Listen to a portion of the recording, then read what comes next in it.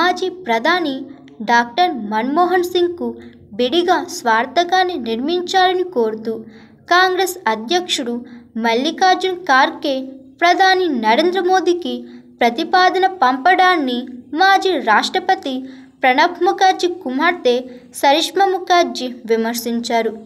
2020 ఆగస్టులో తన తండ్రి మరణించినప్పుడు కాంగ్రెస్ వర్కింగ్ కమిటీ ఆధ్వర్యంలో సంతాప సమావేశాన్ని నిర్మించాలన్న ఆలోచన కూడా కాంగ్రెస్ నాయకత్వానికి లేకుండా పోయిందని శనివారం ఒక ఎక్స్ పోస్ట్లో ఆమె మండిపడ్డారు. ఆ సమయంలో కాంగ్రెస్ నాయకత్వం తనను తప్పుదారి పట్టించిందన్నారు.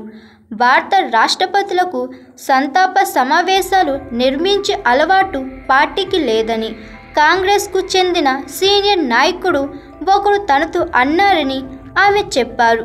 మాజీ రాష్ట్రపతి కేటీఆర్ నారాయణ్ మృతి చెందినప్పుడు సిడబ్ల్యూసీ సమావేశాన్ని ఏర్పాటు చేసి తన తండ్రి స్వయంగా సంతాప సందేశాన్ని రాసినట్టు తన తండ్రి డైరీ ద్వారా తనకు తెలిసిందని ఆమె వెల్లడించారు.